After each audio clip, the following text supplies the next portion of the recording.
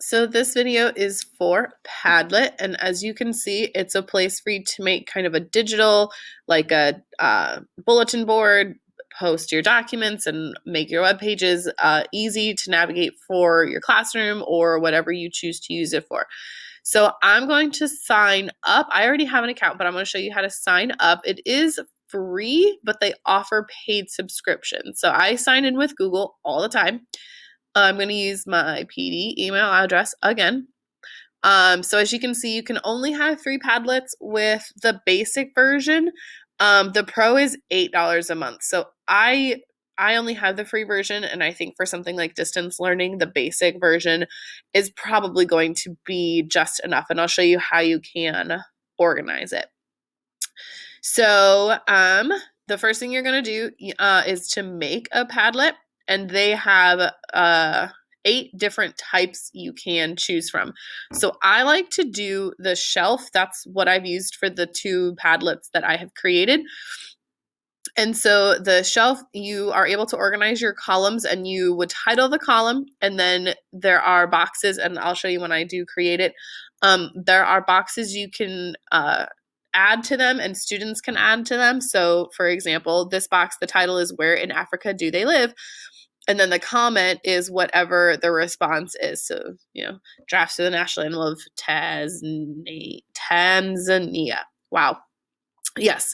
So that is just one example. I saw this timeline and thought that would be cool to incorporate into class. You could make it, I don't know, a timeline for, your students' distance learning, and they can post different events along the way.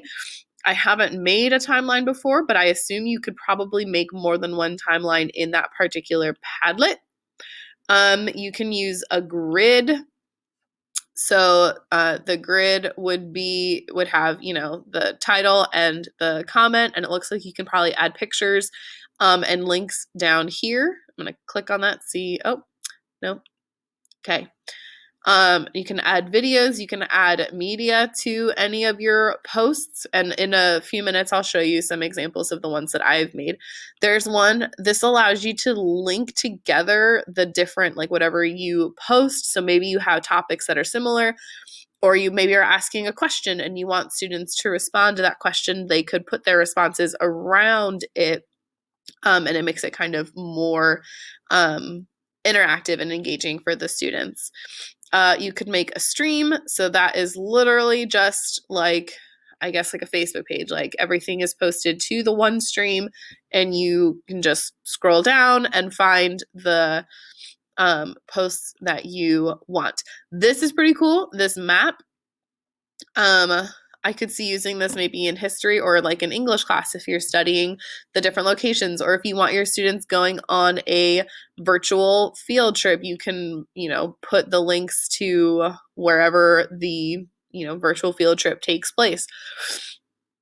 And then this looks like a chat. So I guess maybe if you wanted to host a Q&A session with your students, you could post questions and they could comment with their answers. So again, I have only ever used the shelf, but this seems like it is geared more towards upper, middle school, high school students. And I'm actually going to move now to the ones that I've created so that you can see what that looks like. So now I'm going to assume, I've made my account. I'm going to log in with Google. I'm going to pick my school email. And so as you can see, I've made 2 already.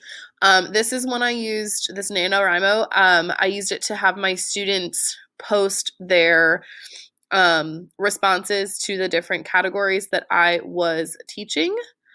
And okay, so up here, this is the title of the column. And then down below, if I hit the plus button, I can add a title. So resources, maybe like these are PDF files that will help students. So here I could write something, and as you can see, I can upload links. I can add a link to a web page, Google, or a picture. And then let's say, oh, I don't really have anything. I will just delete it. So I posted the directions in this first column, and then each additional column I added shows up at the end. So now I'm just scrolling to the end. So you can add a column, and then you would name the column.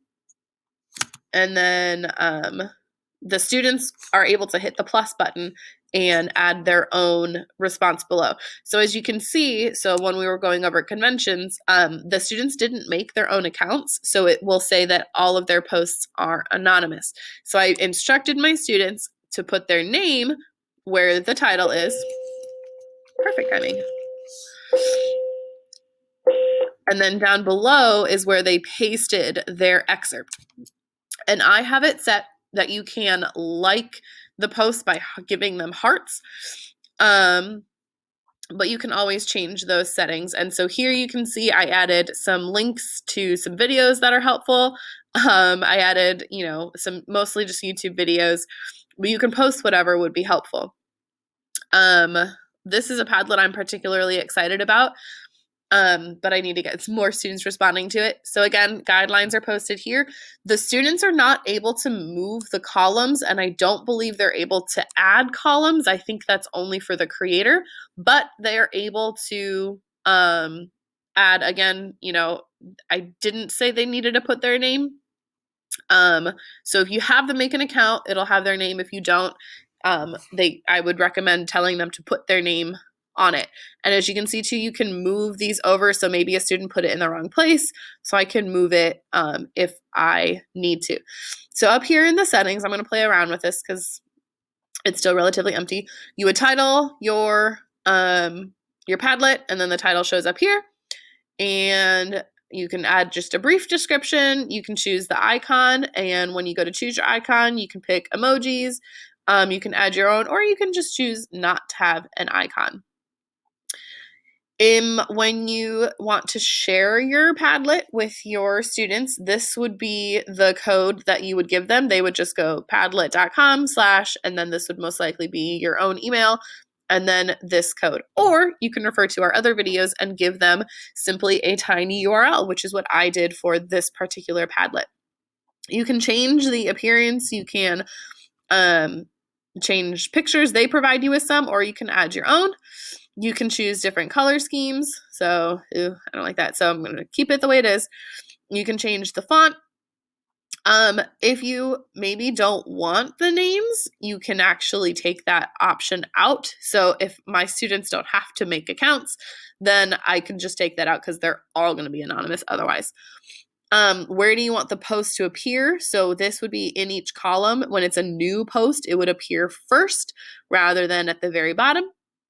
You can allow people to comment. I do, mostly so that I'm able to comment. As you can see here, the student only included the author and title, but they didn't actually give a description. And then there are different ways they can react. So you can have no reaction. You can have them like it. You can have them upvote or downvote, give it stars, or a numeric score. Again, I prefer just the ability to like because I teach middle school and sometimes our students need some more guidance in how to be kind. So I would not want them to be able to upvote or downvote posts. And for this particular Padlet, I do have it to require moderation. So when they post something, as the creator, I would see that they posted it, and then I can either approve it or delete it. And then I guess I haven't seen this actually in practice, but they will filter profanity and replace the bad words with nice emojis. And I have that there just in case, even though I'm moderating, so it doesn't quite matter. I'm going to save. I don't think I actually made any changes. And then I'm going to close. So again, that settings button is this gear here. You can share it. So you can invite members. Like if I wanted to invite the other English teachers or my coworkers to be a part of this. It is secret right now. So it's hidden from the public, but which means that only the students who have the link will be able to access it and they can write, and you can always change the privacy. You can maybe give them a password to log into, or you could make it public and you can always change the permissions too. So I guess I do have it set that they are only allowed to view and add posts, but they cannot edit or approve others' posts or modify or delete it in any way. So again, depending on what you want your students to do, maybe you just want to use it to post resources so they can only read it, but they cannot do anything else.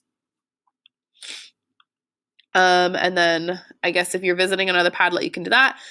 You can remake it. So if I wanted to duplicate this, it would copy it exactly, and I can choose what I want to duplicate, but I don't want to do that right now.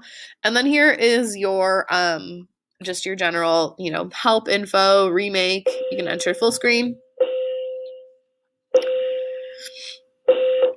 Change the format. I'm not going to do that. I tried and it erased all of my columns, so I had to put them back. So again, it might be a little too much for some students or some assignments, depending on how you want to do it. I love it because students are able to just go on and add what they want. Again, it might be a little challenging for the younger kids to go on and do it, but if you maybe aren't currently using any kind of social media to contact your parents, this would be a good place to communicate with them. You could make, a Padlet and maybe it's just the stream. And so you can post, your updates, materials, resources. Like that's my fancy stream made with the help of a typing monkey. So again, it's going to work however you choose to use it.